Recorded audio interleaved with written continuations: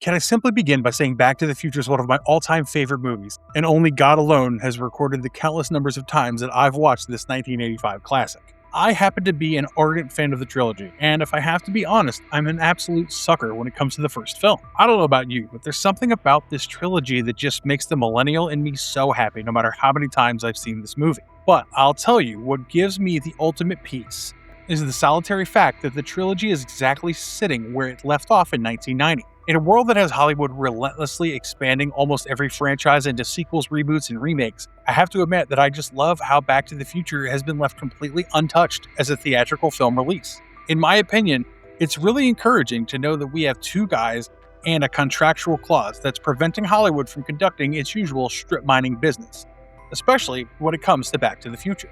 Join me in today's video, where I'll be deep diving into why Back to the Future's trilogy has never been rebooted, remade, or made into another theatrical sequel. Are you guys ready? Let's get started.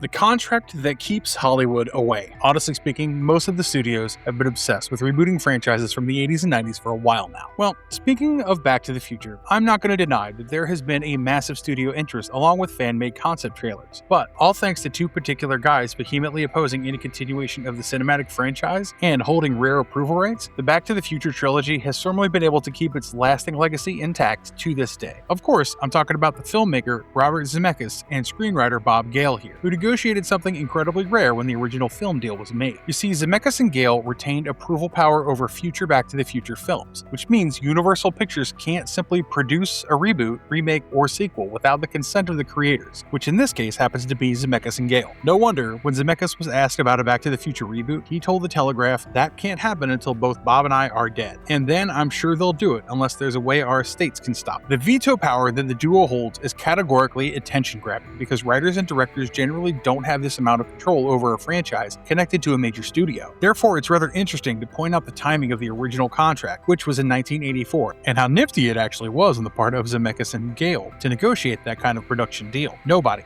I repeat, nobody at Universal Pictures back then even had the slightest idea of the duo's future plans, and they thought Zemeckis and Gale were only making a time travel flick about a teenager and an eccentric scientist with a fancy-looking DeLorean. Moving on, those of you who've been thinking about what happens to the veto rights after the death of the creators, let me tell you that the thought has crossed my mind as well. And I mean, it's not just me. Hollywood lawyers and IP analysts who are fully aware of the existing constraints have also been circling this question for quite a while now. But neither Universal Pictures nor the estates have made any public announcement clearly explaining the future of the franchise after both creators are gone. However, like it or not, the question of what happens to the veto after the demise of the original creators becomes more commercially relevant to Universal Pictures with each year that goes by. And as a passionate fan of the trilogy, I do find it quite unsettling to think that the franchise remains undisturbed largely because Zemeckis and Gale are still standing guard over it at the end of the day.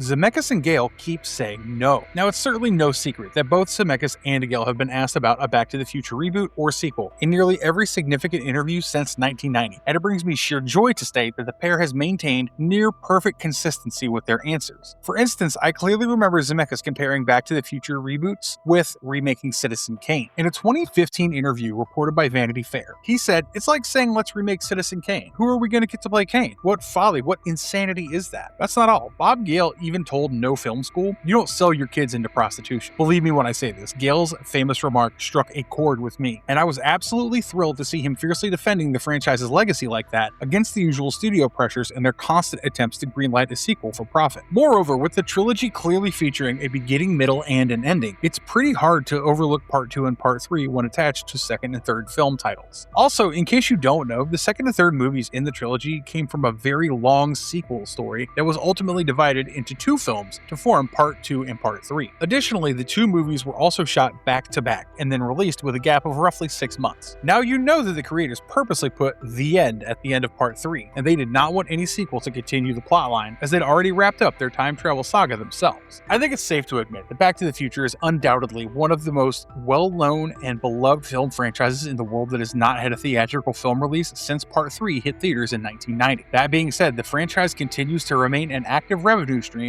in the form of merchandise and licensing, anniversary, theatrical re-releases, theme park history, games, comics, and, dare I disregard, the music stage adaptation, which, in case you're unaware, became a major stage success.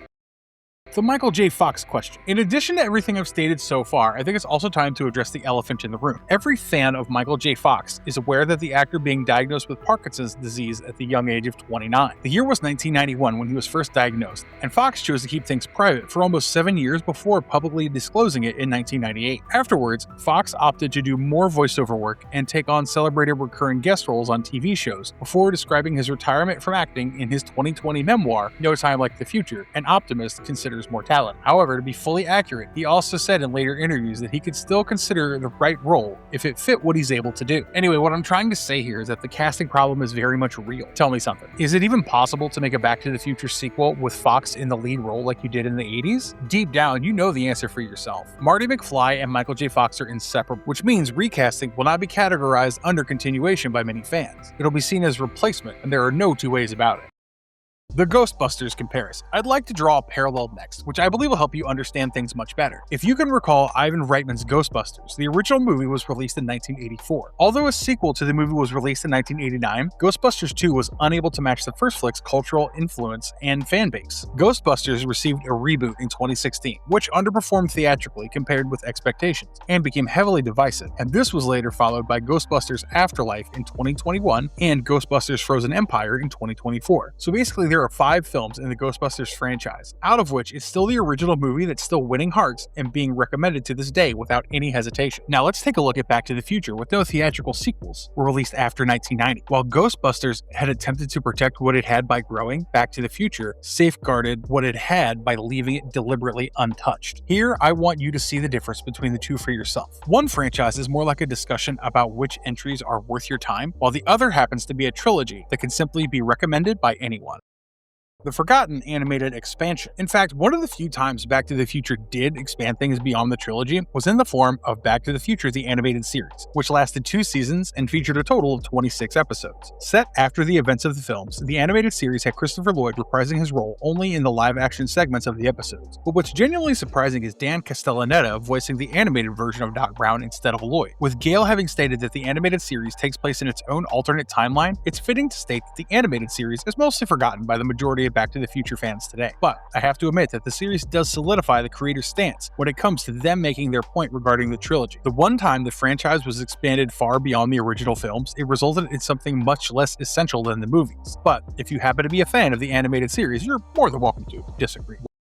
Why the trilogy still feels complete. Given that I've covered the majority of the things here, I'd like to round things out by stating that the Back to the Future trilogy still exists as a full story. Those of you who've seen the trilogy will agree with me when I say that here, every character arc is complete. The story takes care of all the major loose ends, and there are no unresolved cliffhangers that demand another film. Naturally, an additional sequel to the cohesive, self-contained story in the trilogy would be way too antithetical to what it really stands for. While it still continues to remain unclear who will manage the Back to the Future legacy when Robert Zemeckis and Bob Gale eventually pass away, there is a fair chance that the original creators' families or estates will be involved in managing their interests. Of course, it's still foggy whether they'll hold the exact same contractual veto power once the creators are gone, but for now, Back to the Future flicks are in safe hands, and that's what matters. I hate to say it, but I'm almost at the end of this video. I think it's safe to say that the whole beauty of the Back to the Future trilogy lies in the fact that it's managed to survive Hollywood so far because of 2 men, 2 very souls who realize that the best thing you can do with a perfect story is to leave it untouched. It doesn't need to be rebooted, remade, or even turned into any sequel or prequel for that matter. Let everyone who watches it wish there were more to it while secretly appreciating that there isn't, and just leave things where they ended. In this case, 1990. Before I go back to rewatching the trilogy once again, I'd love to hear your thoughts on the Back to the Future trilogy. Do you think it's the last remaining untouched franchise? What do you think will happen after Zemeckis and Gale die? Do you want it to be rebooted? I, for one, would like it to stay exactly how it is. Now, if you've enjoyed this video, you know what to do. Please leave a thumbs up and subscribe to the channel for more videos like this. And don't forget to ring the notification bell so that you're notified of any future videos from us. As for me, I promise that I'll be back with another favorite video soon. Thanks for watching. Have a great one.